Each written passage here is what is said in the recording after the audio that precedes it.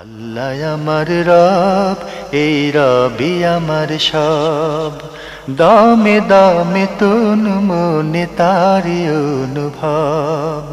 তোমার দুনিয়াতে আমি যেদিকে তাকাই, অথই নিয়ামতে ডুবে আছি সবাই। পাক পাখালির গানে শুনি তসবি কলরব, তসবি কলরব। আল্লাহ আমার রব, এই রবি আমার সব। আসসালামু আলাইকুম। আলহামদুলিল্লাহ, আসসালাতু ওয়াসসালামু আলা রাসূলিল্লাহ। প্রিয় দর্শক, আপনারা যারা দেশে আছেন প্রবাসে, সবাইকে জানাই অনেক অনেক প্রীতি ও শুভেচ্ছা। শুরু হলো এনটিভি আয়োজিত এবং লাভ হলো নিবেদিত জুমাবারের লাইভ অনুষ্ঠান আপনার জিজ্ঞাসা। আপনাদের সাথে আছি আমি জাইনুল আবেদিন আজাদ। আর আপনাদের মনোজাগা প্রশ্নের জিজ্ঞাসার সরাসরি জবাব দিচ্ছেন বিশিষ্ট আলেম ডক্টর মোহাম্মদ সাইফুল্লাহ। আসসালামু আলাইকুম ওয়া রাহমাতুল্লাহি ওয়া বারাকাতুহু। প্রিয় দর্শক, আমাদের আজকের প্রাসঙ্গিক আলোচনার বিষয় ঝগড়া বিবাদ। চলুন তাহলে জিজ্ঞাসার আলোকিত ভুবনে আমরা প্রশ্ন নিচ্ছি। আসসালামু আলাইকুম। প্রিয় দর্শক, পরিচয় দিয়ে প্রশ্ন করুন। ওয়ালাইকুম আসসালাম। আমি চট্টগ্রাম থেকে বলছি। আমার দুটো প্রশ্ন আছে। জি। প্রথম প্রশ্ন হলো, সাহেব যে কিছুদিন আগে বলছিলেন দোয়া কবুলের সবচেয়ে ভালো সময় হলো সিজদে গিয়ে আল্লাহর কাছে দোয়া করা। এখন আমার প্রশ্ন হলো, সিজদে গিয়ে আমরা কি ইমামের সাথে ফরজ নামাজের সময় দোয়া করবো না ব্যক্তিগতভাবে সুন্নত অথবা নফল নামাজ পড়লে সিজদাতে গিয়ে আল্লাহর কাছে দোয়া করবো? জি। আবার অনেকে বলে থাকেন শেষ বৈঠকে আত্তাহিয়াতু এবং দোয়া মাসুরের পরে দোয়া করলে আল্লাহ তাআলা কবুল হওয়ার সম্ভাবনা থাকে। এই ব্যাপারে বলবেন। আর দ্বিতীয় প্রশ্ন হলো, ইউটিউবে আমরা দেখতেছি ফরজ নামাজের পরে 19 বার বিসমিল্লাহির রহমানির রহিম পড়লে নাকি অনেক ফজিলত। এটা কি সঠিক আছে? বা এই 19 বার যদি ফরজ নামাজের পরে বিসমিল্লাহির রহমানির রহিম পড়লে কি ফজিলত আছে যদি একটু বলে সাহেব। ধন্যবাদ আপনাকে। আপনি দুটি প্রশ্ন করেছেন। প্রথম প্রশ্ন, আপনি আমাদের পনের এক অনুষ্ঠানে জেনেছেন দোয়া কবুলের উত্তম সময় হলো সেজদা। তো এখন বলছেন যে সেজদায় কি ফরজে সুন্নতে এই জাতীয় কোনো এখানে বিষয় আছে কিনা? ধন্যবাদ এই ভাইকে। তিনি যে প্রশ্নটি করেছেন, দোয়া কবুলের অন্যতম গুরুত্বপূর্ণ একটি সময় এবং স্থান হচ্ছে সিজদা। এটি সহিহ হাদিস দ্বারা সাব্যস্ত হয়েছে। রাসূলুল্লাহ সাল্লাল্লাহু আলাইহি ওয়াসাল্লাম হাদিসের মধ্যে ইরশাদ করেছেন, আম্মাস সুজুদু ফাজতাহিদু ফিদ দুআ, আর সিজদার মধ্যে তোমরা অধিক পরিমাণে দোয়া করো। সুতরাং যেহেতু দোয়া করতে বলা হয়েছে আর দোয়া কবুলের অত্যন্ত গুরুত্বপূর্ণ একটি সময় এবং স্থান হচ্ছে সিজদা, সিজদায় দোয়া করাটাই হচ্ছে সঙ্গত এবং সুন্নাহ সম্মত কাজ। সেটি ফরজ, নফল, সুন্নাত সকল সালাতের মধ্যে প্রযোজ্য। যেই কাজ নফলের মধ্যে জায়েজ সেটা ফরজের মধ্যেও জায়েজ, যেটা ফরজের মধ্যে জায়েজ সেটা নফলের মধ্যেও জায়েজ। ইমামের সাথেও আপনি যদি সিজদা করেন সেখানেও আপনি সিজদায় দোয়া করতে পারবেন। তবেটা কি এখানে? তবে হচ্ছে অবশ্যই সিজদার আজকার যেগুলো আছে, যেমন সিজদার মধ্যে আমরা যে আজকারগুলো বলে থাকি তার মধ্যে অন্যতম হচ্ছে সুবহান রাব্বিয়াল আ'লা। সিজদার যে আজকারগুলো আছে, আজকারগুলো সিজদার জন্য সবচেয়ে বেশি গুরুত্বপূর্ণ। সে আজকারগুলো করার পরে আপনি সিজদায় দোয়া করবেন।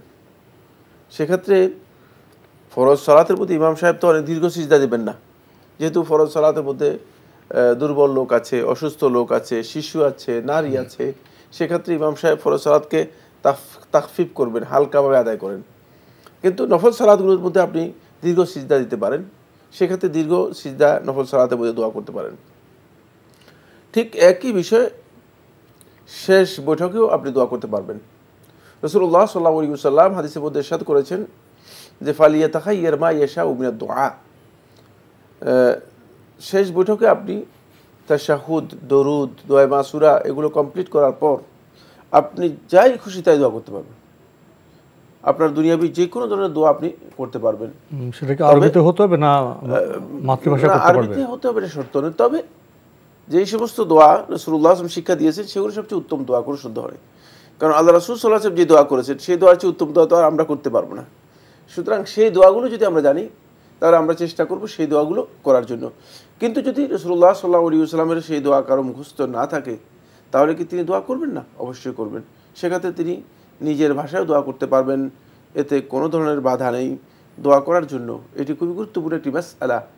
মানে সেটা হলো পৃথিবীর কোনো আলেম দোয়া করার জন্য এই শর্ত করে নাই যে দোয়া আরবি হতে হবে। জি, আমরা খুবই গুরুত্বপূর্ণ বিষয়ে অবগত হলাম প্রিয় দর্শক। আরেকটি প্রশ্ন আপনি করেছেন, ফরজ সালাতের পরে 19 বার বিসমিল্লাহ পড়লে কি কোনো ফজিলত পাওয়া যাবে? ফরজ সালাতের পরে 19 বার বিসমিল্লাহ পড়ার ফজিলতের ব্যাপারে যে বর্ণনাগুলো করা হয় থাকে সেগুলো ভিত্তিহীন, সহি কোনো রেওয়ায়াত সাব্যস্ত হয়নি, সহি কোনো রেওয়ায়াত সাব্যস্ত হয়নি। এবং এই যে বর্ণনা মানে ফজিলতের কথাগুলো উল্লেখ করা হয় থাকে এগুলো কোনো দুর্বল হাদিসের মধ্যেও আসেনি। হয়তো কেউ নিজস্ব অভিজ্ঞতা অথবা নিজস্ব ধারণা ধারণা অনুযায়ী নিজের মন মতো এই ধরনের বিষয়গুলো চালু করে দিয়েছেন। আমরা জানলাম বিষয়টি সম্পর্কে। প্রিয় দর্শক, নতুন প্রশ্নে যাচ্ছি। আসসালামু আলাইকুম, পরিচয় দিয়ে প্রশ্ন করুন। আসসালামু আলাইকুম। ওয়ালাইকুম আসসালাম। আমি বলতেছি ইকরামুল হক, জি, বামনডাঙ্গা গাইবান্ধা থেকে বলতেছিলাম। জি বলুন। আপনি ভালো আছেন তো? আলহামদুলিল্লাহ। আমার আজকে দুটি প্রশ্ন। হ্যাঁ, জি। প্রথম প্রশ্ন হচ্ছে, আমি দেখি মুয়াজ্জিন সাহেব যখন আযান দেয়, হ্যাঁ, যখন হাইয়ালা সালাহ বলে তখন মুখ ডান পাশে করে, এবং যখন হাইয়ালা ফালাহ বলে তখন মুখ বাম পাশে করে। এর কারণটা কি? মানে কি কারণে করে এটা জানতে চাই আমি, কি কারণে করে। জি। আর দ্বিতীয় প্রশ্ন হচ্ছে হুজুর, আমি এবং আমরা টেলিফোনে যে কথা বলতেছি আপনার সাথে সরাসরি অনুষ্ঠানটা দেখতেছি, শুনতেছি, প্রশ্ন করতেছি, হ্যাঁ, কি পরিমাণ সব পাওয়া যাবে, না সব পাওয়া যাবে না যাবে? ধন্যবাদ আপনাকে, খুবই গুরুত্বপূর্ণ প্রশ্ন করেছেন। আমরা আপনার প্রশ্নের জবাবে যাচ্ছি। আপনার প্রশ্ন হলো, মুয়াজ্জিন সাহেব যখন আজান দেন, হায় আলাস সালাহ হায় আলাল ফালাহ বলেন, তিনি ডানে এবং বামে যে ফেরেন, এর কারণ কি? ধন্যবাদ। আসলে ধন্যবাদ আপনাকে। প্রথম কথা হচ্ছে, কোনো ইবাদত যেখানে রাসূলুল্লাহ সাল্লাল্লাহু আলাইহি ওয়াসাল্লাম করতে বলেছেন অথবা আল্লাহর পক্ষ থেকে নির্দেশ দেওয়া হয়েছে, সেই ইবাদতের জন্য কেন ইবাদত করব, কি কারণে আমার এই ইবাদত করতে হবে, এর কারণটা কি, এটা খোঁজ করা ঈমানদার ব্যক্তিদের জন্য জায়েজ নেই। কারণ এর কারণ রাসূলুল্লাহ সাল্লাল্লাহু আলাইহি ওয়াসাল্লাম বর্ণনা করেন নাই, প্রয়োজনও মনে করেন নাই। আমরা কেন সালাত আদায় করে থাকি এই প্রশ্নের উত্তর আমরা দিতে পারবো না। রাসূলুল্লাহ সাল্লাল্লাহু আলাইহি ওয়াসাল্লাম সাহাবায়ে কেরামদেরকে বলেন নাই। কেন আমরা রুকু করে থাকি সেটাও আমরা বলতে পারবো না। ঠিক অনুরূপভাবে আজান এটা হচ্ছে সলাতের ওয়াক্ত দাখিল হওয়ার জন্য লোকদেরকে জানানো দেয়া, অবহিত করা। আল ইলাম বিদুখুলি ওয়াক্তিস সালাহ, সলাতের ওয়াক্ত সময় প্রবেশ করেছে এটা জানানো, এর জন্য মূলত আজান দেওয়া হয়ে থাকে, এর জন্য আজান দেওয়া হয়ে থাকে। তো সেই আজানের জন্য গুরুত্বপূর্ণ দুটি দিক আছে। একটা হচ্ছে আজানটা মানুষদেরকে জানাতে হলে তাহলে আজানের আওয়াজটা বুলন্দ করতে হবে, আওয়াজটা বড় আওয়াজ করতে হবে। ফলে আজানের সুন্নাহ হচ্ছে আজানটা বড় আওয়াজ দেবে। দ্বিতীয় নম্বর হচ্ছে আজানটা যদি আপনি সরাসরি সামনের দিকে দেন তাহলে সামনের যে লোকেরা আছে তারা এটা শুনতে পারবে, তাহলে ডান দিকে যারা আছে তারা হয়তো কম শুনবে, বাম দিকে যারা আছে তারা হয়তো কম শুনবে। এই কারণেই সম্ভবত ডান এবং বাম দিকে হাইয়া আলাতাইনের সময় হাইয়া আলাস সালাহ হাইয়া আলাল ফালাহ, ডান দিকে এবং বাম দিকে মুখ করার বিষয়টি সুন্নাহ দ্বারা সাব্যস্ত হয়েছে, সাহাবীদের আমল দ্বারা সাব্যস্ত হয়েছে। এটি মুস্তাহাব, বাধ্যতামূলক নয়, ওয়াজিব নয়। যদি কেউ করেন তিনি করতে পারবেন, তবে এটা একটি কারণ। এই কারণটা আলেমদের গবেষণা, এটা কিন্তু রাসূল সাল্লাল্লাহু আলাইহি ওয়াসাল্লামের কাছ থেকে এইভাবে সরাসরি আসেনি। তাই গবেষণা মানে যৌক্তিক একটা গবেষণা হচ্ছে এই, যখন আপনি আজান দিবেন তখন আপনি সোজা দিলে হয়তো আপনার সাউন্ডটা সামনের দিকে বেশি যাবে, ডান দিকে এবং বাম দিকে কম যাবে, ফলে ডান এবং বামে যাতে করে যারা আছে তারাও শুনতে পারে, এই জন্য সম্ভবত এইভাবে ডান এবং বাম দিকে করার কথা বলা হয়েছে। তবে এখন বর্তমানে কিন্তু এটা খুব বেশি প্রয়োজন নেই।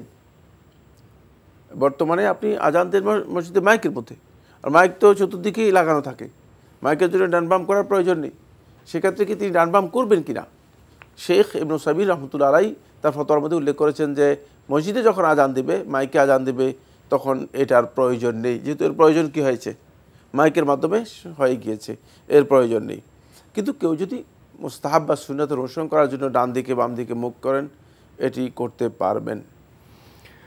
প্রিয় দর্শক, আমরা কারণ সম্পর্কে গবেষণা লব্ধ কথা শুনলাম, জানলাম। আরেকটি প্রশ্ন আপনি করেছেন, এই যে টেলিফোনে আমাদের সম্মানিত দর্শকরা ইসলাম সম্পর্কে জানার জন্য প্রশ্ন করছেন, কথা বলছেন, তাদের এই যে কাজ, এই কাজটার জন্য তারা কি কোনো সওয়াব পাবেন?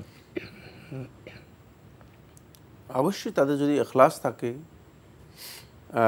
আল্লাহ সন্তুষ্টির জন্য যদি তিনি দিন জানার জন্য এই ধরনের প্রোগ্রামে অংশগ্রহণ করে থাকেন, তিনি সওয়াব পাবেন, কোনো সন্দেহ নেই।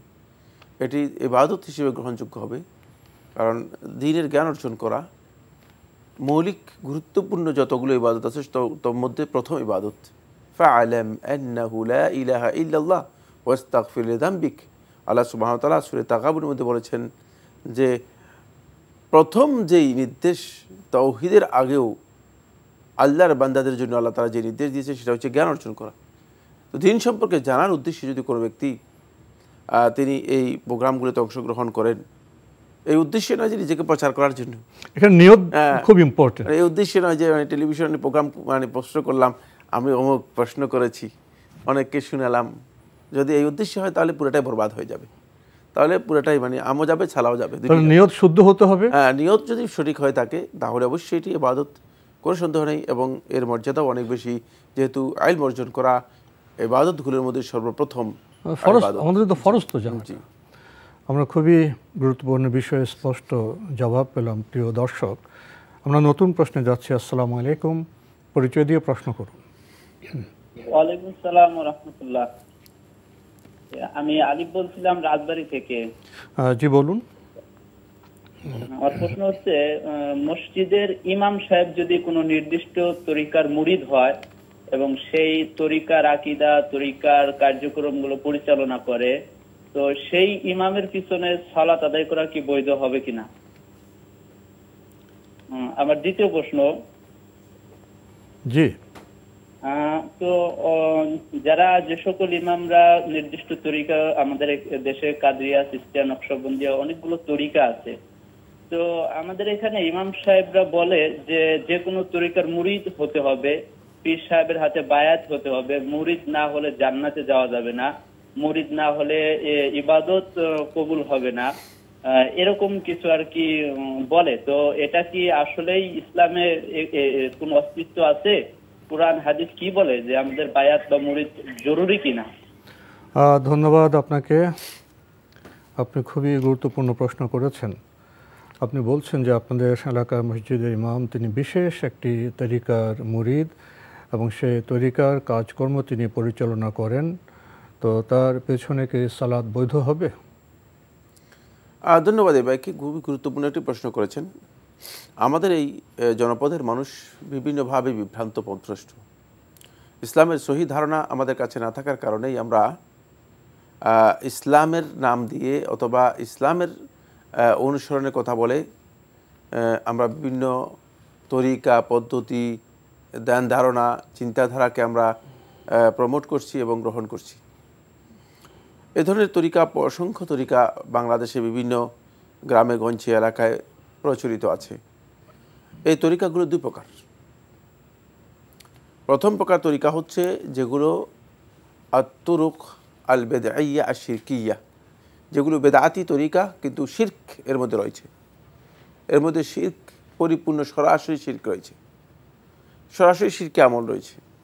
যেমন পীরকে সিজদা করা, কবরকে সিজদা করা, তারপরে পীরের জন্য জবেহ করা, পীরের জন্য মুক্তি দিয়ে দেবে, বেহেশত নিয়ে যাবে, জান্নাত দেবে, এই ধরনের আকীদা পোষণ করা এবং পীরের হাতে জান্নাত বয়াত করলেই জান্নাত পেয়ে যাবে, পীর মানুষদেরকে পরিত্রাণ বা মুক্তি দিতে পারে ইত্যাদি, এই ধরনের ব্যক্তি যদি কোনো ব্যক্তি যদি হয় থাকে, তার পেছনে সালাত আদায় করা জায়েজ নেই, তার পেছনে সালাত হবে না, কারণ সে ব্যক্তি মূলত বাস্তব কথা হচ্ছে সে কাফির, মুশরিক, সে ব্যক্তি মুশরিক। তার এই কাজটি যদি সে জেনে বুঝে করে থাকে তাহলে শিরক দিন থেকে পরিপূর্ণরূপে খারিজ হয়ে যাবে। আর যদি না জেনে করে থাকে তার এই কাজটি শিরক হবে, কিন্তু তাকে অবশ্যই সতর্ক করার পরে যদি সেটা না মেনে না আনে তাহলে সে মুশরিক হয়ে যাবে।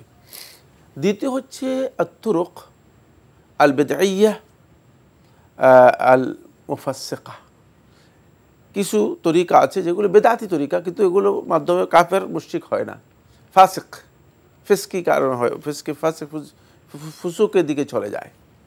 মানে এগুলো আকীদাগত অনেক বিচ্যুতি এর মধ্যে আছে, কিন্তু সেগুলো কুফরি পর্যায়ের নয়। যেমন পীর সাহেবকে মনে করা যে মানে পীর সাহেব এর মাধ্যমে যদি দোয়া করে আল্লাহ তাআলা দোয়া কবুল করবেন, আমার মাধ্যমে দোয়া হলে দোয়া কবুল হবে না। যেমন মানে পীর হাতে বায়াত গ্রহণ করতেই হবে ফরজ, বায়াত গ্রহণ না করলে তিনি জান্নাতও পাবেন না, আখিরাতে নাজাতও পাবেন না, তারপরে আখিরাতে তার গুনাহ মাফ করা হবে না। এই যে ধারণা, এগুলো বেদাতি এবং ভয়ঙ্কর ধরনের ফাসিকি কাজ। এই ধরনের ব্যক্তির পেছনে যদি সালাত আদায় করে থাকেন তাহলে সালাত হতে পারে, সালাত হবে যদি সে ব্যক্তি এই কাজগুলো করে থাকেন না জেনে করে থাকেন। কিন্তু জেনে করে থাকলে এটাও আশঙ্কাজনক। কিন্তু কি করবেন আপনি? তাহলে কি আপনি সালাতে আদায় করবেন না? মানে আপনি কি মসজিদে যাবেন না, সালাত আদায় করবেন না? এখন এখানে একটা বড় প্রশ্ন, কারণ এই ধরনের মানুষই তো সমাজের মধ্যে ব্যাপক, যারা হেদায়েতভ্রষ্ট, যারা ইসলাম সম্পর্কে কিচ্ছু জানে না, জাহিল। তাহলে সেই ক্ষেত্রে এই সমস্ত লোকদেরকে যদি জাহিল মনে করা হয় থাকে, তাহলে এদের পেছনে, জাহিলদের পেছনে সালাত আদায় করতে পারেন। কারণ এই ধরনের লোকগুলো দ্বীনের এই বিষয়গুলো নিয়ে তারা মূর্খতার মধ্যে আছে, বড় ধরনের জাহালতের মধ্যে রয়েছে। এই পর্যায়ের লোকদের পেছনে সালাত আদায় করা জায়েজ, তবে যদি আপনি উত্তম কোনো ব্যক্তি পান, উত্তম কোনো ইমাম অথবা মসজিদ পান, তাহলে সেখানে আপনার জন্য সালাত আদায় করা উত্তম এবং সেটাই আপনার জন্য সবচেয়ে ভালো কাজ। আমার বিরতিতে যাব, তার আগে যদি এক বাক্যে বলতেন, আমাদের এলাকার একটি সমস্যা হলো যারা তরিকাপন্থী তারা বলেন যে পীরে মুরিদ না হলে বায়াত না করলে জান্নাতও পাওয়া যাবে না, ইবাদতও কবুল হবে না। এই বক্তব্য কি সঠিক? না, এই বক্তব্য শিরকি বক্তব্য। সঠিক তো দূরের কথা, এটা শিরকি বক্তব্য, খুবই ভুল বক্তব্য, অত্যন্ত ভয়ঙ্কর একটি ভুল বক্তব্য। কারণ হচ্ছে পীরের মুরিদ না হলে জান্নাত পাওয়া যাবে না। জান্নাত কি পীরের মানে মালিকানাধীন কিছু? ইবাদত কবুল হবে না, ইবাদতও কবুল হবে না। এই বক্তব্যের কোনো ভিত্তি কোরআন এবং হাদিসের কোথাও নেই। সুতরাং এই ধরনের জঘন্যতম বক্তব্য যদি কেউ দিয়ে থাকেন, তিনি পথভ্রষ্ট, হেদায়েত বিচ্যুত, কোনো সন্দেহ নেই। অটোমেটিক বিকাশ করতে সেট করুন অটোপে। বিকাশ থাকলে আর কি লাগে? আমাদের আজকের প্রাসঙ্গিক আলোচনার বিষয় ঝগড়া বিবাদ।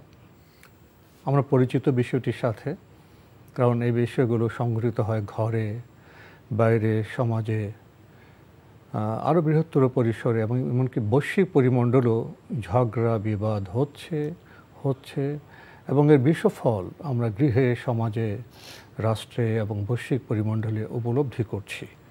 ঝগড়া বিবাদ বিষয়টি কি খুবই একটি ছোট বিষয়? আমরা আলোচনায় গেলে বোধহয় বিস্তার ঘটলে বোধহয় বুঝতে পারবো এই বিষয়টি কতটা ভয়ঙ্কর। কিছু বলবেন এই বিষয়ে, ঝগড়া বিবাদ? ধন্যবাদ। প্রথম কথা হচ্ছে ঝগড়া বিবাদ এটা আমাদের অনেকের কাছে যেমন পরিচিত শব্দ তেমন পরিচিত কাজ। মানে অনেকে আছে মানে প্রকৃতিগতভাবে অথবা মানে নিয়মিতই এই ধরনের কোনো কাজ করে থাকেন। আল্লাহ সুবহানাহু ওয়া তাআলা কোরআনে কারীমের সূরাতুল কাহফের 54 নম্বর আয়াতের মধ্যে ইরশাদ করেন, ওয়া কানাল ইনসানু আকসারা শাইইন জাদালা। আর মানুষ এর স্বভাবজাত একটি প্রকৃতি হচ্ছে যে মানুষ অনেক বেশি পরিমাণে ঝগড়া করে থাকে, বিবাদে লিপ্ত হয়ে থাকে। এটা মানবিক যে দুর্বলতার দিকগুলো কোরআনের মধ্যে আল্লাহ তাআলা চিহ্নিত করেছেন, আল্লাহ রাব্বুল আলামিন সেই দুর্বলতার দিকগুলোকে একটা দিক হিসেবে উল্লেখ করেছেন, সেটা হচ্ছে মানুষের কাছে হক স্পষ্ট হওয়ার পরেও মানুষের কাছে কোনটি সঠিক সেটা জানার পরেও মানুষ কোনো না কোনো অন্ধত্বের কারণে, কোনো না কোনো মূর্খতার কারণে, কোনো না কোনো প্রভাবের কারণে মানুষ জীবনে ঝগড়া বিবাদে লিপ্ত হয় এবং ঝগড়া করে থাকে। এই ঝগড়াটা তার মানবিক দুর্বলতার দিক। ফলে একজন মানুষ নিজের কথা ভুল বুঝার পরেও শেষ পর্যন্ত তার সর্বাত্মক প্রচেষ্টা থাকে ওই ভুলটাকে সঠিক মানে প্রমাণ করার জন্য এবং নিজে বিজয়ী হওয়ার প্রয়োজনে, বিজয় হওয়ার জন্য প্রয়োজনে যতটুকু দরকার এর চেয়ে বেশি ঝগড়া করবে, যতটুকু দরকার এর চেয়ে বেশি ঝগড়া করবে। এটি অত্যন্ত ভয়ঙ্কর একটি কাজ। আল্লাহ সুবহানাহু ওয়া তাআলা কোরআন কারীমের একাধিক আয়াতের মধ্যে আল্লাহ রাব্বুল আলামিন কঠিন নিন্দা করেছেন। সূরা ইয়াসিনের মধ্যে আল্লাহ তাআলা বলেছেন যে আল্লাহ তাআলা সৃষ্টি করেছেন, সৃষ্টির ব্যাপারে দুনিয়ার কোনো মানুষ এই দাবি করেনি যে আমি নিজেকে নিজে সৃষ্টি করেছি। আল্লাহ তাআলা সৃষ্টি করেছেন, তারপরেও পুরাতন একটা হাড্ডি নিয়ে এসে, পচা গলা একটা হাড্ডি নিয়ে এসে আল্লাহ রাসূল সাল্লাল্লাহু আলাইহি ওয়াসাল্লামের সামনে এসে সে ঝগড়া করছে, পুনরুত্থানকে অস্বীকার করে বলতেছে মাই ইউহিল ইযআম ওয়া হিয়া রামিম। এই যে হাড্ডি দেখতে পাচ্ছ একেবারেই গলে যাচ্ছে, এটাকে আবার কে জীবন দেবে? কে এটাকে আবার নূতন করে পুনরুত্থান করবে? কিভাবে হতে পারে? আদৌ কি পসিবল কিনা? আল্লাহ তাআলা বলতেছেন যে অল্প কিছুদিন আগে সে নিজে এমন অবস্থা ছিল যে তার কোনো অস্তিত্বই ছিল না, সেটার খবর নেই, আর আমার সাথে এসে ঝগড়া করছে। তো উৎপত্তি কোত্থেকে? তার উৎপত্তি বীর্য থেকে, একেবারেই কিছুই না, নাথিং, এমন একটি জিনিস থেকে, অথচ সে এখন এসে আমার সাথে ঝগড়া করছে। এইভাবে মানুষের ঝগড়া মূলত প্রকৃতিগত বিষয়। আমরা এবার যাবো যে বইটি নিয়ে কথা বলার জন্য, সেটা হলো ঝগড়া মানুষের কি কি ক্ষতি করে থাকে। এক নম্বর ক্ষতি আলী ইবনে আবি তালিব রাদিয়াল্লাহু বর্ণনা করেন, ইয়াকুম ওয়াল খুসুমা, তোমরা ঝগড়া বিবাদ থেকে নিজেদেরকে খবরদার, সতর্ক থাকো, দূরে থাকো। ফাইন্নাহা তামহাকুদ্দিন, কারণ ঝগড়া বিবাদ তোমাদের দ্বীনকে নির্মূল করে দেবে। আপনি খুব ভালো করে খেয়াল করুন, মুসলিম উম্মার সবচেয়ে বড় যে ক্ষতি আমরা লক্ষ্য করেছি, যে ক্ষতি উম্মার হয়েছে, সেটা হচ্ছে এই ঝগড়া বিবাদের কারণে, পরস্পর ঝগড়া বিবাদের কারণে হয়েছে। আজকের পৃথিবীর মানব সভ্যতার যে বড় ক্ষতি আমরা দেখতে পাচ্ছি, সেটা আর কিছুই না, শুধুমাত্র এই বিবাদে লিপ্ত হওয়া, এই ঝগড়ার সাথে নিজেকে, সত্যকে না মানা, ন্যায়কে মানা না মানা, ইনসাফকে না মানা, জুলুম করে বেশি পাওয়া, এই যে তার একটি অন্যায়ভাবে অন্যের উপর মানে নিজের মনকে চাপিয়ে দেয়া, নিজের কথাকে, নিজের বক্তব্যকে চাপিয়ে দেয়া। এই কারণেই মূলত দেখা যাচ্ছে যে আজকের পৃথিবীর মানুষ সবচেয়ে বেশি ক্ষতিগ্রস্ত হচ্ছে ঝগড়া বিবাদের কারণে। দ্বিতীয় নম্বর যে কারণ, সেটা হলো এই ঝগড়া বিবাদ, এটি এমন একটি অপরাধ যে অপরাধের কারণে মানুষের অন্তরের মধ্যে মুনাফিকি তৈরি হয়। রাসূলুল্লাহ সাল্লাল্লাহু আলাইহি ওয়াসাল্লাম যখন মুনাফিকের আলামতগুলো উল্লেখ করেছেন, রাসূলুল্লাহ সাল্লাল্লাহু আলাইহি ওয়াসাল্লাম স্পষ্ট করেছেন যে মুনাফিকের আলামতের একটি হচ্ছে ওয়া ইজা খাসামা ফাজার, যখনই সে ঝগড়া লিপ্ত হয় তখন সে অশ্লীল কথাবার্তা বলে থাকে। আর এই কারণে আল্লাহ নবী সাল্লাল্লাহু আলাইহি ওয়াসাল্লাম আমাদেরকে ঝগড়া বিবাদ তো দূরের কথা, ঝগড়া বিবাদ পরিহার করে মানে হয়তো ভালো কথা বলতে বলেছেন অথবা চুপ থাকতে বলেছেন। মানুষের অবাস্তবিক চুপ থাকবে, হ্যাঁ, চুপ থাকবেন অথবা ভালো কথা বলবেন। এখন ভালো কথা যদি বলতে না পারেন তাহলে চুপ থাকবেন, কিন্তু ঝগড়া করতে পারবেন না। আরও অনেক কথা আপনার থেকে শোনার আছে, আমরা যদি সুযোগ হয় ইনশাল্লাহ সামনে শোনার চেষ্টা করব। আমরা প্রশ্নে যাচ্ছি। প্রিয় দর্শক, আসসালামু আলাইকুম, পরিচয় দিয়ে প্রশ্ন করুন। লাইনে আছেন? জি, ওয়ালাইকুম আসসালাম ওয়া রাহমাতুল্লাহ। জি, আপনার পরিচয় দিয়ে প্রশ্ন করুন। আমি রংপুর থেকে নাজিম বলতেছি। আমার দুইটা প্রশ্ন ছিল, যে একটু জোরে বলবেন আপনি। আমার প্রশ্ন দুইটা। এক নম্বর প্রশ্ন হলো, আল আকসা ফিরে পেতে মুসলিমদের করণীয় কি? আল আকসা ফিরে পেতে মুসলিমদের করণীয় কি? জি। আর দুই নম্বর হলো, কিয়ামতের আগে আল আকসা আবাদ হবে আর মদিনা অনাবাদ হবে, এটার ব্যাখ্যাটা কি? কিয়ামতের আগে আল আকসা আবাদ হবে আর মদিনা অনাবাদ হবে, এটার ব্যাখ্যাটা কি? ধন্যবাদ আপনাকে। আপনি খুবই গুরুত্বপূর্ণ দুটি প্রশ্ন করেছেন। যখন আপনি আল আকসা এই শব্দটি উচ্চারণ করেন, তখন শুধু একটি শব্দ উচ্চারিত হয় না, একটি ইতিহাস উচ্চারিত হয়। যখন আল আকসা শব্দটি উচ্চারণ করেন তখন নবী সাল্লাল্লাহু আলাইহি ইসলামের প্রসঙ্গ চলে আসে। যখন আল আকসা শব্দটি আপনি উচ্চারণ করেন তখন জালেম এবং জুলুমের চিত্র চলে আসে, সভ্যতার প্রসঙ্গ চলে আসে। এত বিশাল একটি বিষয় আমরা এই ছোট্ট পরিসরে ছোট্ট কয়েক মিনিটের সময় কিভাবে ব্যক্ত করব, আল্লাহ আমাদের সহায় হন। তো আল আকসা প্রসঙ্গে উনি বলছেন যে আমাদের কি করণীয়। ধন্যবাদ। এই বাইকে খুবই গুরুত্বপূর্ণ একটি বিষয় আমাদের সামনে নিয়ে এসেছেন। মসজিদুল আকসা, এই মসজিদ আমাদের কাছে অত্যন্ত প্রিয়, যেহেতু রাসূলুল্লাহ সাল্লাল্লাহু আলাইহি ওয়াসাল্লামের ইসরা এবং মেরাজ এই মসজিদ থেকেই হয়েছে। আর মুসলিমরা সর্বপ্রথম যে কেবলা এদিকে মুখ করে সালাত আদায় করতেন সেটিও মসজিদ আকসা। এই কারণে মসজিদ আকসার মর্যাদা অপরিসীম, কোনো সন্দেহ নেই। এখন মসজিদ আকসা মুসলিমদের ফিরিয়ে আনতে হলে অবশ্যই মসজিদ আকসা ফিরিয়ে আনার জন্য মুসলিমদেরকে প্রথমেই ইসলামের দিকে ফিরে আসতে হবে। আল আকসা ফিরে পাওয়ার আগে আমাদেরকে ইসলামে ফিরে আসতে হবে, ঈমানের দিকে ফিরে আসতে হবে। আমাদের ভুল ধারণা যেটা, সেটা হচ্ছে আমরা মনে করছি যে আমরা অস্ত্র দিয়ে বিজয় লাভ করতে পারবো। ইসলামের ইতিহাস সাক্ষী অস্ত্রের মাধ্যমে মুসলিমরা কখনো বিজয় লাভ করতে পারেনি। শক্তি সামর্থ্য আল্লাহ তাআলা যেটা দিয়েছেন এর সাথে যদি ঈমানের শক্তি কেউ যুক্ত করতে পারেন তাহলে তিনি মূলত বিজয় লাভ করতে পারবেন। এই জন্য মুসলিমদের প্রথম কাজ হচ্ছে মুসলিমরা আবার ইসলামের দিকে প্রত্যাবর্তন করে আসতে হবে। এই ভাই যে প্রশ্ন করেছেন, মুসলিমরা কি আদৌ ইসলামের উপর যেভাবে থাকার কথা, যেভাবে একজন মুসলিম হিসেবে ইসলামের প্রত্যেকটি বিধান মানার কথা, সেটা কি মুসলিমরা আদৌ করছে কিনা? এই প্রশ্নের উত্তরে আমরা বলবো যে না, মুসলিমরা ইসলাম থেকে এখনও অনেক অনেক দূরে, অনেক দূরে।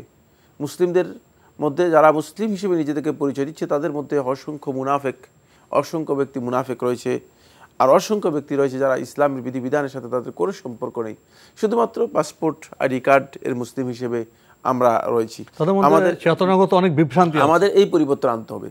দ্বিতীয় নম্বর যে পরিবর্তন আনতে হবে, মসজিদে আকসাকে যদি ফিরে আনতে হয় তাহলে অবশ্যই মুসলিমদেরকে আকীদা এবং ইসলামের উপর ঐক্যবদ্ধ হতে হবে। আজকে যে মুসলমানদের প্রতি বিভাজন, বিভক্তি, এই যে বিভক্তি, এই বিভক্তি মুসলিমদের শক্তি সামর্থ্য সবটাই নষ্ট করে দিয়েছে। ওয়ালা তানাযাউ ফাতাফশালু ওয়া তাযহাবা রিহুকুম, আল্লাহ তাআলা কোরআনের মধ্যে বলেছেন তোমরা বিবাদে লিপ্ত হয়েও না, ঝগড়া করো না, ফাতাফশালু, তাহলে তোমরা ব্যর্থ হয়ে যাবে। একেবারে বাস্তব কথা, ব্যর্থ হয়ে গিয়েছে।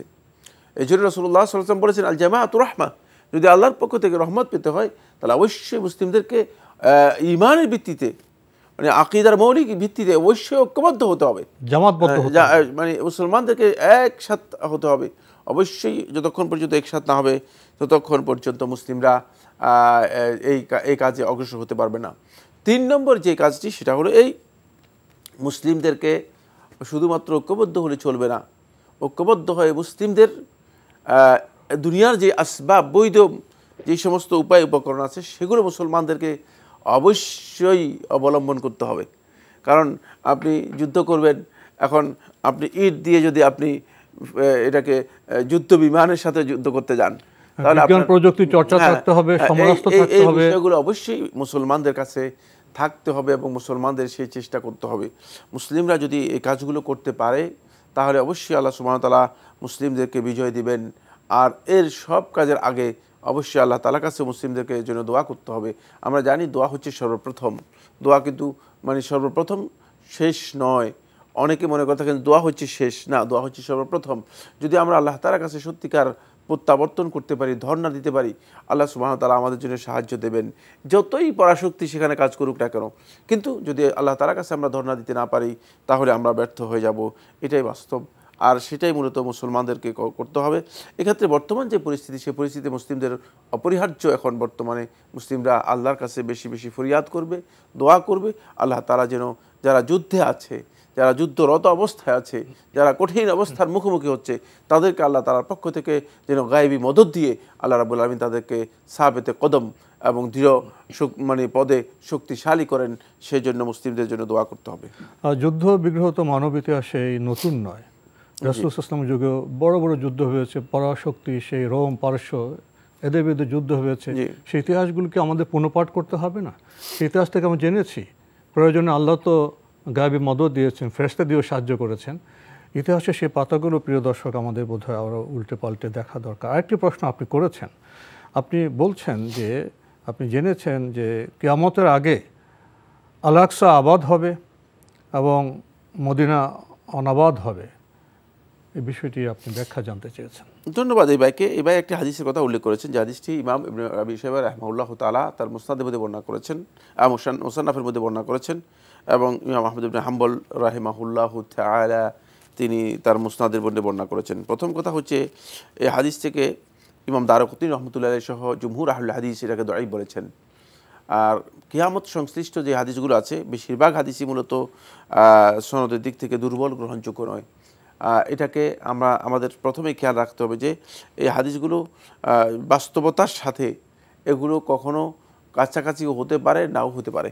কারণ দুর্বল হাদিস রাসূল সাল্লাল্লাহু আলাইহি ওয়াসাল্লামের ওহীর মাধ্যমে বলা হয়েছে, কথা বলার সুযোগ নেই, যেহেতু অধিকাংশ আহলুল হাদিস এই হাদিসটাকে দঈফ বলেছেন।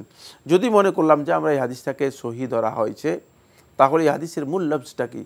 মূল লফজ হচ্ছে যে ইমরান বাইতুল মাকদিস, ইমরান বাইতুল মাকদিস খারাবু ইয়াসরিব, যে বাইতুল মাকদিস যদি মানে জনপদের মাধ্যমে আবাদ হয়ে যায়, তাহলে খারাবু ইয়াসরিব তখন কি হয়ে যাবে? খারাপ হবে, অর্থাৎ ইয়াসরিবে তখন জনশূন্য হবে, ইয়াসরিব জনশূন্য হবে।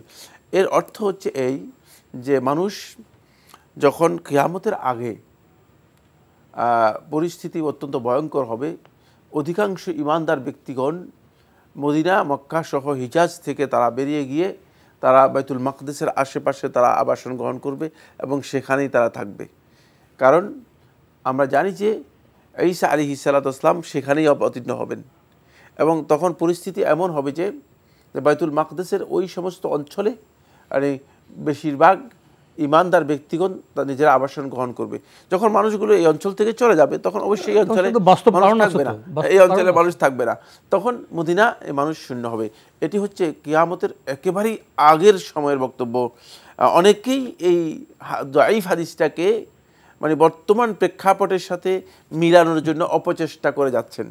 এটি একটা অপব্যাখ্যা এবং অপচেষ্টা, এর মাধ্যমে মানুষদেরকে মিসগাইড করার জন্য চেষ্টা করছেন। এটি হলো কিয়ামতের একেবারেই নিকটবর্তী সময়ের একটি বিষয়, যখন মানুষগুলো হন্যে হয়ে হেদায়েতের জন্য হন্যে হয়ে বিভিন্ন জায়গায় মানে বিচরণ করবে, খোঁজ খবর নেবে, চেষ্টা করবে, অনুসন্ধান করবে।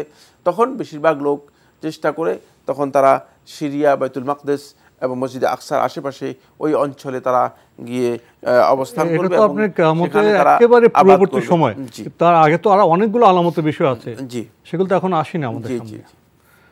প্রিয় দর্শক, আমরা জানলাম বিষয়টি সম্পর্কে। নতুন প্রশ্নে যাচ্ছি। আসসালামু আলাইকুম, পরিচয় দিয়ে প্রশ্ন করুন। লাইনে আছেন? জি, লাইনে থাকলে আপনার টাঙ্গাইল থেকে বলছি। জি বলুন। বলুন। মানে হাই কোমর ব্যবহার করলে কোমরটা তো লাগে শরীরে, তাতে কি শরীর পাক থাকবে? জি। আর কোনো প্রশ্ন আছে? আর কোনো প্রশ্ন আছে? না, অনেক সময় তো স্প্রে করলে পানি দেয় মানে গায়ে। জি জি জি, আপনার এই প্রশ্ন যদি শেষ হয়ে থাকে আমরা আপনার প্রশ্নের জবাবে যাচ্ছি। হাইকমোড তো কোনো নতুন বিষয় নয়। বর্তমান সভ্যতায়, বর্তমান সময়ে শহরে, বন্দরে, গ্রামেও তো হাইকমোড ব্যবহার হচ্ছে। তো হাইকমোড যদি ব্যবহারের রীতি পদ্ধতি আমরা জানি, তাহলে আপনি এখানে পাক নাপাকের প্রশ্ন নিয়ে এসছেন, কি বলবেন? না, নাপাক হওয়ার কিছুই নেই। হাইকমোড ব্যবহার করলে যে আপনার শরীর নাপাক হয়ে যাবে, এ কথা শুদ্ধ নয়। যদি শরীরে কোনো ধরনের নাপাকি, পেশাব অথবা পায়খানা শরীরে লাগে, তাহলে শরীর নাপাক হয় না, তাহলে ওই জায়গাটুকু আপনি পরিষ্কার করে নিতে হবে, ধুয়ে নিতে হবে। পানির ছিটা তো আসলে নাপাকি বিষয় নয়। জি, প্রয়োজন পড়লে উনি শুধু একটু পরিষ্কার করে নিতে হবে, ওটা পরিষ্কার করে নিলে যথেষ্ট হবে।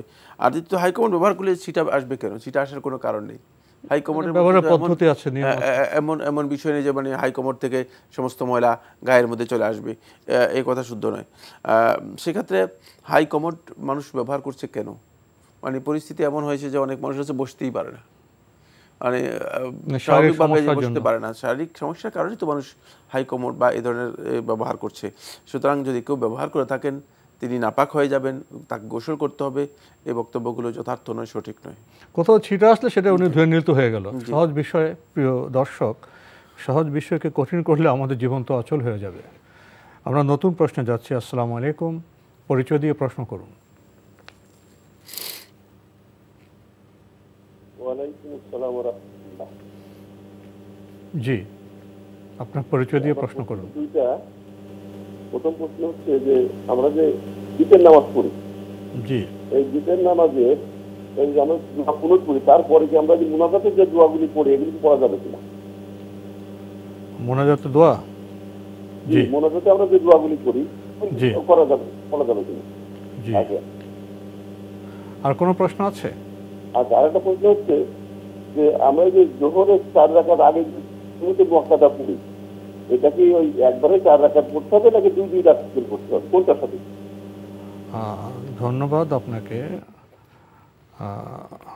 আপনি প্রশ্ন করেছেন বিতর সালাতে যে আমরা মোনাজাত করি সেখানে কি সব দোয়া পড়া যাবে যেগুলো আমরা সালাতে পড়ি? কি মুনাজাত করেন বিতরের সালাতে? মোনাজাতে যে আমরা বিতরের সালাতে দোয়া করি, বিতরের সালাত কুনুত, মুনাজাত নয়।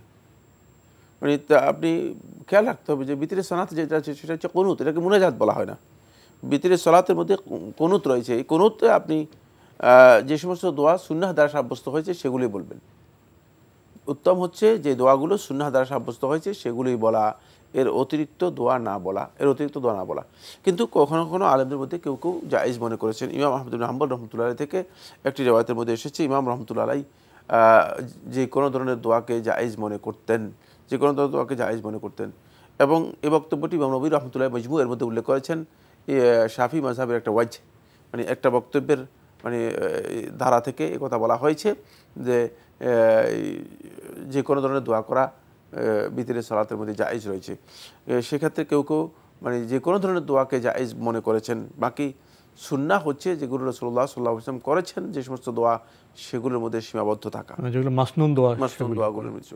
আমরা জানলাম খুবই স্পষ্ট করে বিষয়টি সম্পর্কে। আরেকটি প্রশ্ন আপনি করেছেন, সালাতে ফরজের আগে যে সুন্নাতে মুআক্কাদা সেটা কি একসাথে 4 রাকাত পড়বেন উনি, না 2 রাকাত করে পড়বেন? দুইটাই পারবেন। 4 রাকাত একসাথেও পড়তে পারবেন, 2 রাকাত করে পড়তে পারবেন। দুটাই সহি। এটা সহি ওটা সহি নয় এ কথা বলার সুযোগ নেই। তবে উত্তম কোনটা সেটা যদি প্রশ্ন করতেন তাহলে হয়তো আমরা উত্তর দিতাম। উত্তম হচ্ছে 2 রাকাত করে পড়া। বাকি দুইটাই সহি।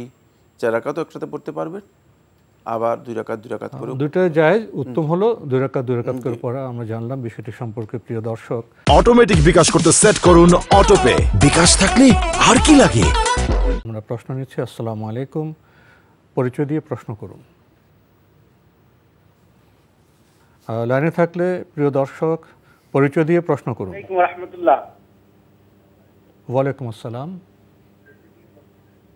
আমি মোহাম্মদ আবুল কাসেম বরিশাল থেকে বলছি। জি বলুন, আপনার প্রশ্ন করুন। আমার প্রশ্নটা হচ্ছে মিলাতে যে কিয়াম করে দাঁড়িয়ে। জি জি জি, আসলে হাদিসে জায়েজ আছে কিনা? আচ্ছা, জি আর কোনো প্রশ্ন আছে? আর কোনো প্রশ্ন নাই। ধন্যবাদ আপনাকে। ওনার ছোট্ট প্রশ্ন, মিলাদে যে কিয়াম করা হয় এটা কি হাদিস সম্মত? ধন্যবাদ। এই ভাইকে খুবই গুরুত্বপূর্ণ একটি প্রশ্ন করেছেন যে মিলাদের মধ্যে যে কিয়াম করা হয় তাকে কিয়ামটা কি হাদিস সম্মত কিনা। এই ভাইয়ের কাছে আমার প্রথম প্রশ্ন হচ্ছে সেটা হলো যে কিয়ামের আগে মিলাদ এটা হাদিস সম্মত কিনা। এই প্রশ্ন তো আপনাকে, কিয়াম তো মিলাদের একটা অংশ। কিয়াম তো হচ্ছে মিলাদের একটা পার্ট। মিলাদের যে আনুষ্ঠানিকতা আছে এই আনুষ্ঠানিকতার একটা পার্ট হচ্ছে কিয়াম। কিয়াম হচ্ছে দাঁড়ানো, কিয়াম করে নয়, কিয়াম মানে দাঁড়ানো। সুতরাং এই কিয়ামের আগে মিলাদটা কি আদৌ হাদিস সম্মত কিনা আপনি কি সেটা জেনেছেন? আপনি কি আগে কনফার্ম হয়েছেন? যদি আগে সেটা কনফার্ম হন তাহলে হয়তো কিয়ামের প্রশ্ন করলে আপনার প্রশ্নটা সঙ্গত হতো, সঠিক হতো।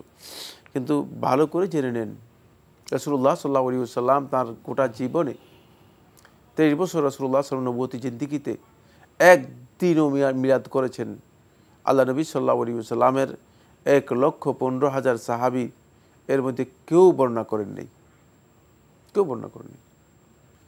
এরপর রাসূলুল্লাহ সাল্লাল্লাহু আলাইহি ওয়াসাল্লাম সাহাবায়ে কেরামদের এই 1,15,000 সাহাবী যাদেরকে রাসূলুল্লাহ সাল্লাল্লাহু আলাইহি ওয়াসাল্লাম সুস্পষ্ট দ্বীনের উপর রেখে গেছেন, রাসূলুল্লাহ সাল্লাল্লাহু আলাইহি ওয়াসাল্লাম সাক্ষ্য দিয়ে গেছেন যে এরা দ্বীনের ব্যাপারে সুস্পষ্ট দ্বীনের উপর আছে, তারা কেউ জীবনে কোনোদিন মিলাদ করেছেন এর কোনো বর্ণনা দুনিয়ার কোনো মানুষ দিতে পারবে না। যদি দেন তিনি মিথ্যা বর্ণনা দিবেন, মিথ্যা বক্তব্য দিবেন। কোথাও কোনো রেওয়ায়েত নেই, কোথাও কোনো রেওয়ায়েত নেই। সাহাবায়ে কেরামদের পরবর্তী সময়ে যারা সাহাবীদের সবচেয়ে উত্তম অনুসারী ছিলেন তারা কারা? তারা হচ্ছে তাবেঈন। আমরা জানি তাদের ব্যাপারে রাসূলুল্লাহ সাল্লাল্লাহু আলাইহি ওয়াসাল্লামের হাদিস রয়েছে, যারা সত্যিকার সাহাবায়ে কেরামদেরকে উত্তমভাবে অনুসরণ করেছিলেন। তাবেঈনদের মধ্যে কেউ করেছেন এরও কোনো ঐতিহাসিক কোনো প্রমাণ অথবা এর কোনো দলিলের ভিত্তিতে কোনো প্রমাণ নেই। তাবেঈনদের পরবর্তী সময় বা তাবেঈনদের থেকেই আইম্মাতুল ইজতিহাদ, যারা এই উম্মার সবচেয়ে বড় মুজতাহিদ হিসেবে পরিচিতি লাভ করেছেন, ইমাম আবু হানিফা রহমতুল্লাহ আলাইহি, ইমাম মালিক রহমতুল্লাহ আলাইহি, ইমাম শাফি রহমতুল্লাহ আলাইহি, ইমাম আহমদ বিন হাম্বল রহমতুল্লাহ আলাইহি, ইমাম আব্দুর রহমান আউজাঈ রহমতুল্লাহ আলাইহি, ইমাম লাইস ইবনে সাদ আল মিসরি রহমতুল্লাহ আলাইহি, আরও যারা আছে এদের কারো কাছ থেকে এই মিলাদ এই কাজ তারা করেছেন এর কোনো প্রমাণ নেই। সুতরাং যে মিলাদেরই প্রমাণ নেই সে মিলাদের কিয়াম হাদিস দ্বারা প্রমাণিত হবে কোত্থেকে? প্রশ্নই আসে না, প্রশ্নই আসে না।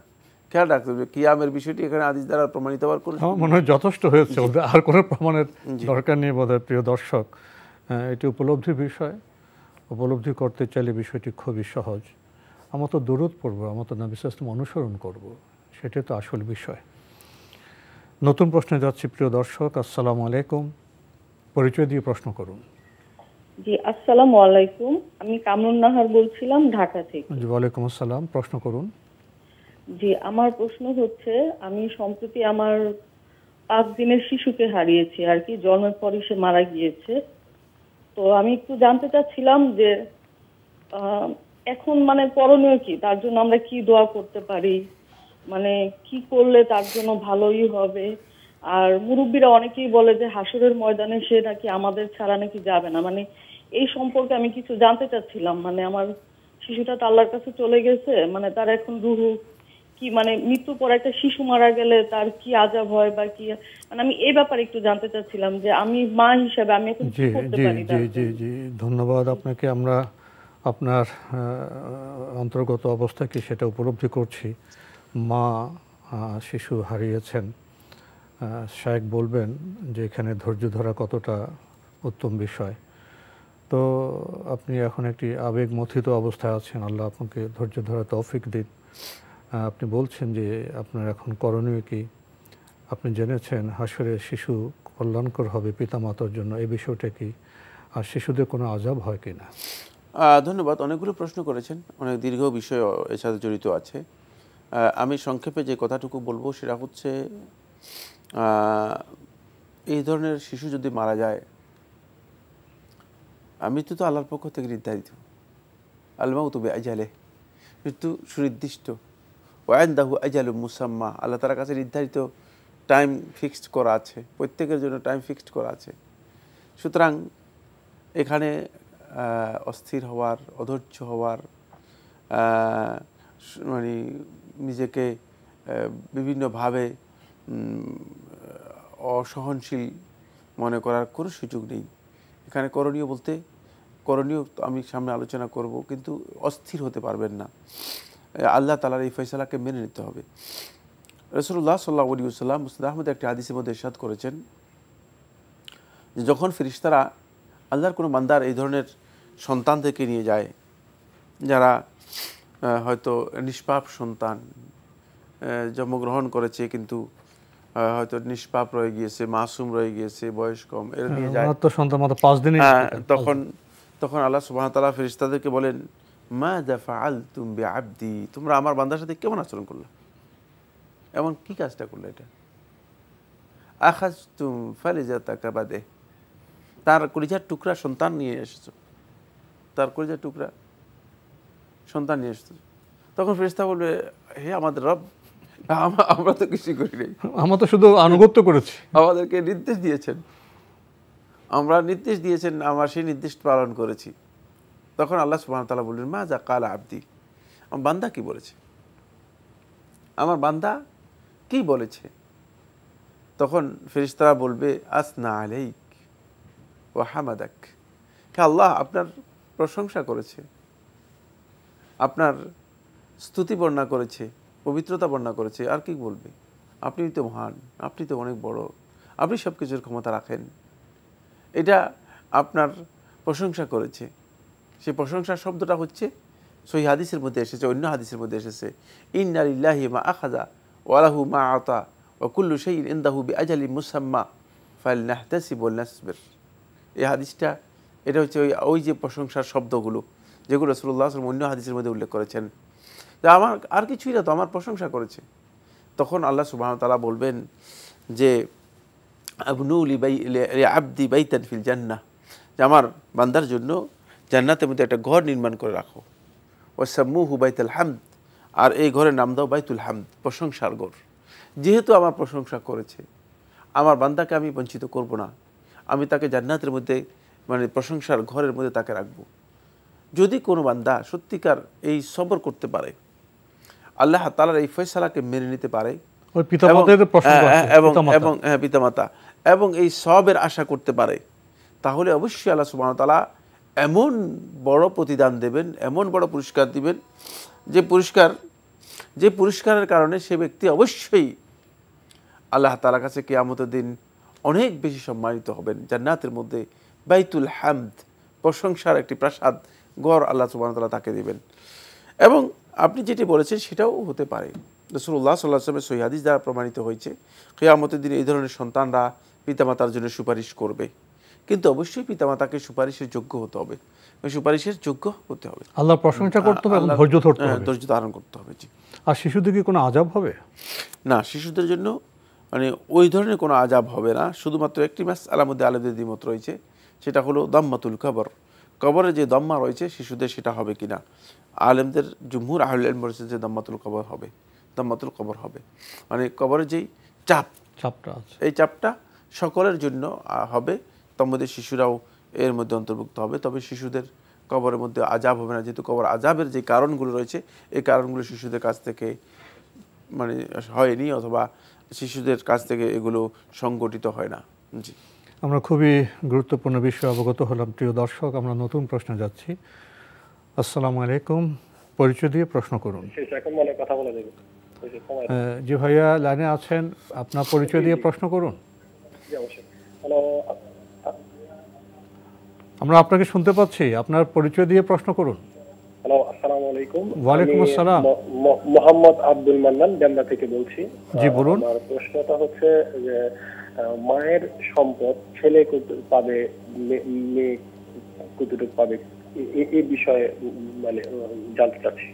মায়ের সম্পদ? জি, মায়ের সম্পদ। ভাই এভাবে তো জবাব কি হবে? মায়ের সম্পদ, ওয়ারিশ কারা আছেন, মা কি ইন্তেকাল করেছেন না জীবিত আছেন, অনেক প্রশ্ন জড়িত এখানে। জীবিত আছেন।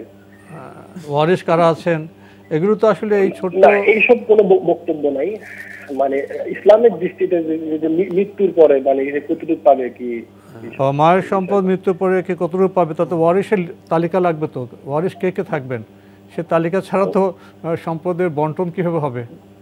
কিছু বলবেন? যেটা জানতে চেয়েছেন আমি বুঝতে পেরেছি। জি জি, ধন্যবাদ আপনাকে। জি ধন্যবাদ আপনাকে। ধন্যবাদ এই ভাইকে। তিনি মায়ের সম্পদের ক্ষেত্রে ছেলে এবং মেয়ে কি সমান সমান পাবে, নাকি ছেলে 2 মানে 2 গুণ, মেয়ে 1 গুণ, অথবা এই রেশিওতে পাবে? মায়ের সম্পদের ক্ষেত্রেও একই বিধান, ছেলে 2 আর মেয়ে 1, ছেলে 2 গুণ পাবে আর মেয়ে 1 গুণ পাবে। পিতা মায়ের সম্পদের বন্টন একই, সকল ক্ষেত্রেই বন্টনের প্রক্রিয়া সমান, বন্টনের প্রক্রিয়া সমান। সুতরাং সেক্ষেত্রে মেয়েরা মায়ের সম্পদের ক্ষেত্রে সমান সমান পাবে, এ ধরনের একটা অপপ্রচার অথবা এ ধরনের একটা ভুল প্রচার আছে, প্রচার আমাদের সমাজের মধ্যে আছে। সম্ভবত এই থেকেই এই ভাইয়ের এই প্রশ্নটা এসেছে। এই প্রশ্ন সঠিক নয়।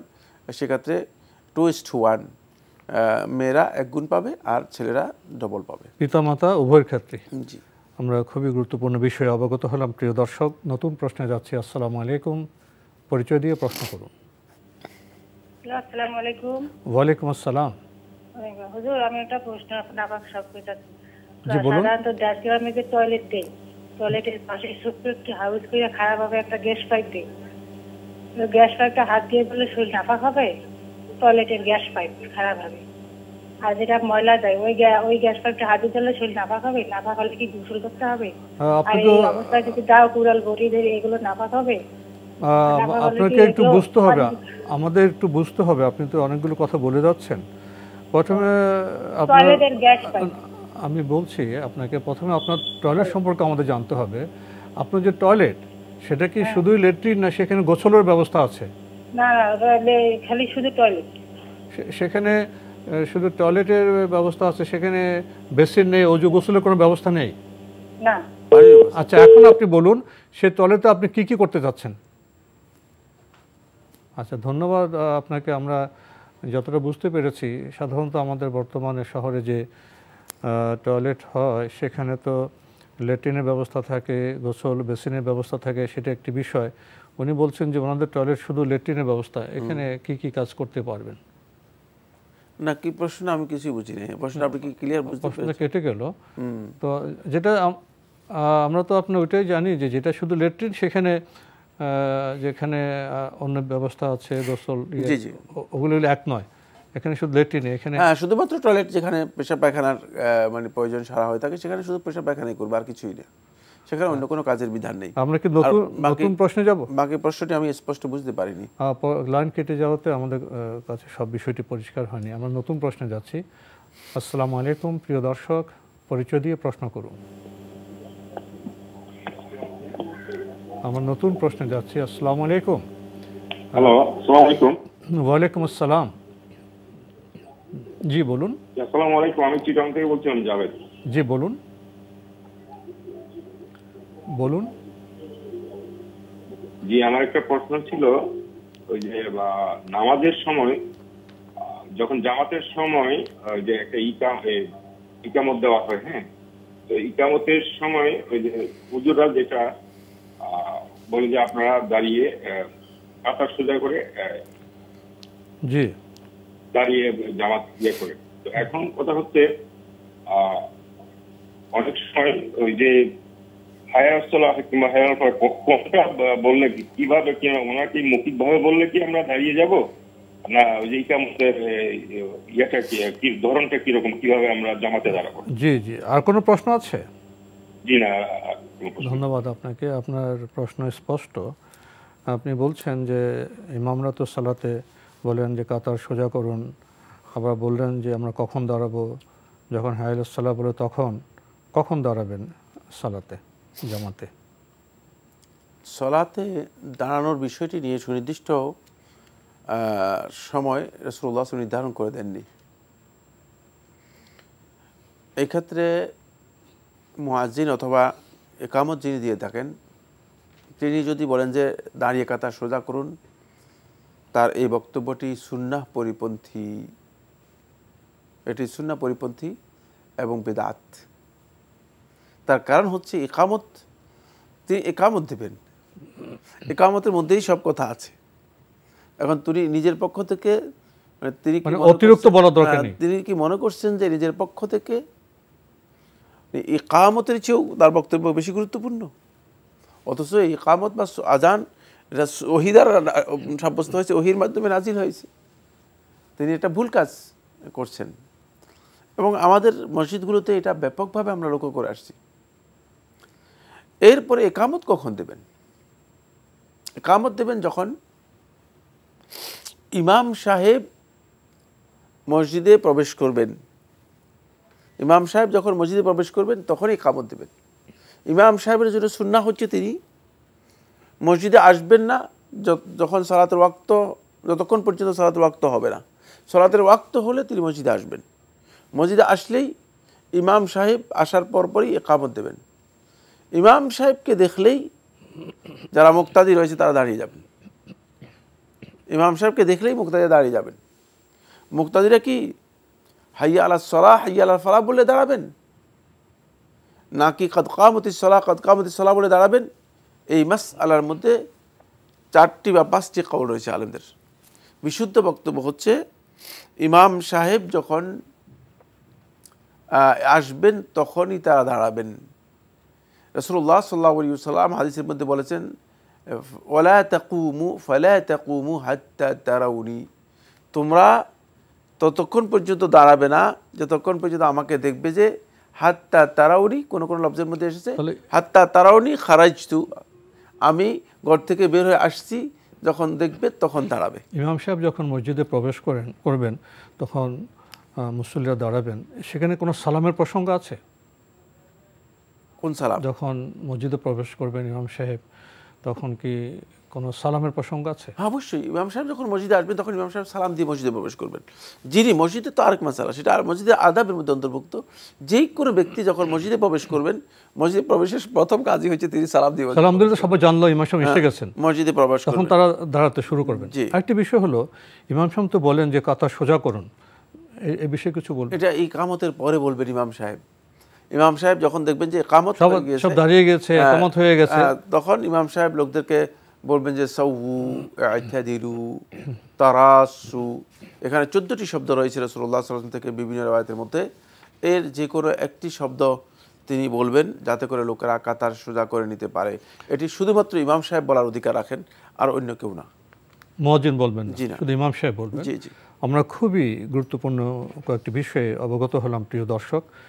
সময়ের কারণে আমরা আজকে আর প্রশ্ন নিতে পারছি না, তবে আপনাদের অবগতির জন্য জানাতে পারি আপনার জিজ্ঞাসা অনুষ্ঠানটি সপ্তাহের রবি সোম মঙ্গল বুধে 4 দিন বিকেল 5:30টায় সম্প্রচার হয়ে থাকে। ওইসব অনুষ্ঠানে আপনাদের মনোযোগা প্রশ্ন চিঠির মাধ্যমে, ইমেলের মাধ্যমে পাঠাতে পারেন আমাদের ঠিকানা। পরিচালক আপনার জিজ্ঞাসা, এনটিভি বিএসএসি ভবন, 7ম তলা, 102 কাজী নজরুল ইসলাম অ্যাভিনিউ, কারওয়ান বাজার, ঢাকা 1215। ইমেল অ্যাড্রেস আপনার জিজ্ঞাসা @ntvbd.com। এনটিভি অনলাইনেও আপনারা আমাদের অনুষ্ঠান দেখতে পারবেন, ভিজিট করুন www.ntvbd.com। এছাড়া ইউটিউবে এবং আমাদের ভেরিফাইড ফেসবুক পেজে অনুষ্ঠান দেখতে পারবেন। প্রিয় দর্শক, সবশেষে রয়েছে গ্রন্থ পরিচিতি। আপনারা হয়তো লক্ষ্য করেছেন আমরা গত কয়েকটি পর্বে অন্তরের রোগ ও আমল সিরিজ, এই সিরিজের কয়েকটি বইয়ের সাথে আমরা পরিচিত হয়েছি। আজকে আমরা 4 নম্বর গ্রন্থ ঝগড়া বিবাদ, এই বিষয়ে আপনাদের কাছে আমরা বিষয়টি নিয়ে আসবো, পরিচিত হব। অন্তরের রোগ ও আমল সিরিজ 4 ঝগড়া বিবাদ, এই গ্রন্থটি মূল লেখক মোহাম্মদ সালিহ আল মুনাজ্জিদ, সম্পাদনা করেছেন প্রফেসর ডক্টর আবু বকর মোহাম্মদ জাকারিয়া।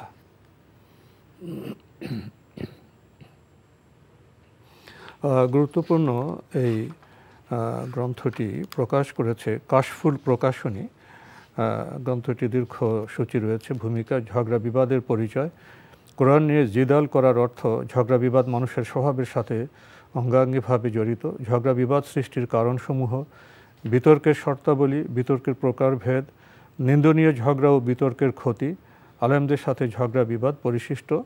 খুবই গুরুত্বপূর্ণ বিষয় রয়েছে এই গ্রন্থটির মূল্য 110 টাকা। যারা এই গ্রন্থটি পেতে চান টেলিফোনে যোগাযোগ করতে পারেন। টেলিফোন নম্বর 01731010740, আরেকটি নম্বর 019188000849। ঝগড়া বিবাদ, যদি সংক্ষেপে কিছু বলতেন গ্রন্থটি সম্পর্কে। ঝগড়া বিবাদ এই বিষয় সম্পর্কে আজকে আমরা আলোচনাও করেছি। আসলে মানুষের প্রকৃতির মধ্যে আমি বলেছি মানবিক দুর্বলতার একটি দিক হচ্ছে এটাকে কন্ট্রোল করাটা মানুষের ইলমের দাবি, ঈমানের দাবি এবং তাকওয়ার দাবি। সুতরাং কোনো ব্যক্তি যদি এটাকে কন্ট্রোল করতে না পারেন, তিনি বুঝে যাবে যে এই দিকগুলোর মধ্যে তার কী আছে, দুর্বলতা রয়েছে, এই দিকগুলোর মধ্যে দুর্বলতা রয়েছে। আমরা চেষ্টা করব এই বিষয় সম্পর্কে বিস্তারিত জানার জন্য। ইসলামে এর কিছু পদ্ধতি দেওয়া আছে এবং গুরুত্বপূর্ণ কিছু ফজিলতের বিষয়ও রয়েছে, যেটা আমরা হয়তো আমাদের আলোচনার মধ্যে তুলে ধরতে পারিনি সময়ের কারণে। এই বিষয়গুলো এখান থেকে আপনারা উপকৃত হতে পারবেন আশা করি ইনশাআল্লাহ তাআলা। এই ধরনের বিষয়গুলো আমাদের কাছে থাকলে আমরা অনেক সময় দেখা যায় বিষয়টা খুবই ছোট, খুবই ক্ষুদ্র, কিন্তু সেটা একটা অনেক বড় হয়ে যায়। কেন? এই ধরনের একটা বদ অভ্যাসের কারণে, মানে খারাপ কাজের কারণে। এই জন্য সেটাকে গুরুত্ব দেওয়ার জন্য আমি অনুরোধ করব, তাহলে আমরা সবাই উপকৃত হতে পারবো ইনশাআল্লাহ। তো আজকে আমাদের এখানে শেষ করতে হচ্ছে। আপনাকে অনেক ধন্যবাদ। আপনাকে অনেক ধন্যবাদ। প্রিয় দর্শক, ঝগড়া বিবাদ এটি একটি অন্তরের রোগ।